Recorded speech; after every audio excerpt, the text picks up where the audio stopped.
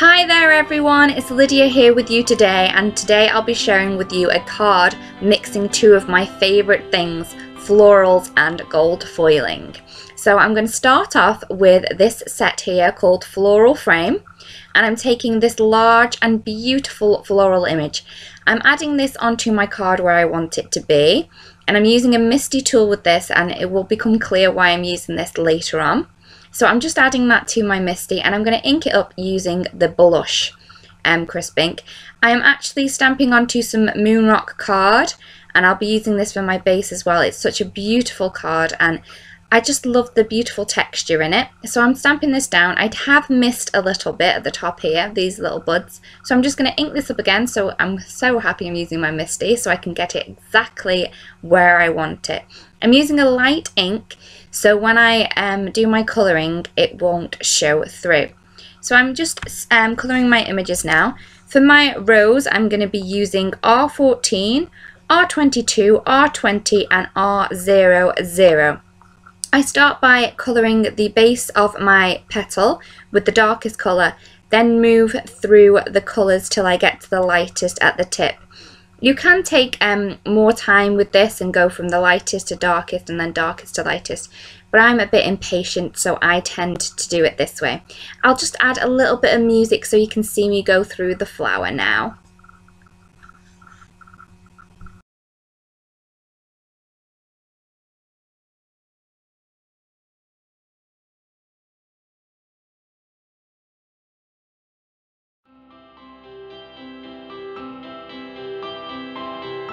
So once I've finished the flower image, I'm then going to go on to the leaves. I'm using G99, G94 and also G82. I'm using this for the little leaves on the buds and also the stem piece of the flower, the other flower, the lily shaped flower. For the lily shaped flower I've used E95, E93 and YR61. So that's that complete. I haven't really taken that much time, but I will be putting the outline in. So I'm then going to take it to my cutting tool, and I'm just going to cut around where I want the line to be. I'm not cutting through the images, that's why I've used my trimmer rather than my guillotine. And then I'm going to go around the top part of the image. I'm leaving a little bit of a white gap because this helps me cut it out quicker and easier. So as I said, I'm going to use a card base of the same card, and then I'm going to add it into place where I wanted it, and I've just shifted it down a little because I want a bit of detail behind the image, but I don't want my line to show through later, so I've just done it that way. And then on this set there's these little dots, so they're like baby's breath, so I'm going to be using those. I have some reactive mist, and I'm just going to add this to my stamp with a paintbrush. So it's not going to give me a perfect image, it's going to give me more of a vintage look. So I'm just going to add these all the way around where I wanted it to give it like a sprayed background. So I'm just going to add these in quickly, and I do love the effect this gives. I'm going to add my image that I've coloured back into my misty, and as you can see I have not moved that stamp, so that's why I said I was using it before. And I'm going to ink this up. When I say ink, I'm going to take the reactive mist again and a paintbrush, and I'm going to paint the mist onto my image. As I said before, it's not going to give a perfect image. You may get spots in where the image lines join together, but I'm liking this effect. It's an imperfect look, and all flowers are imperfect. That's what makes them beautiful.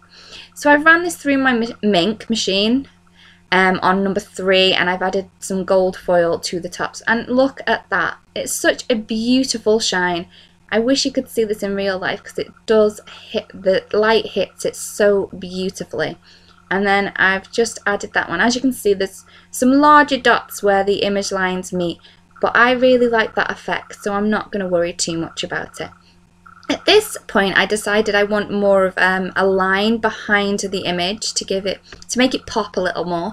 So I'm just taking some super sticky tape, and I'm adding that behind where the line will meet the card. So the card layer will meet the back piece.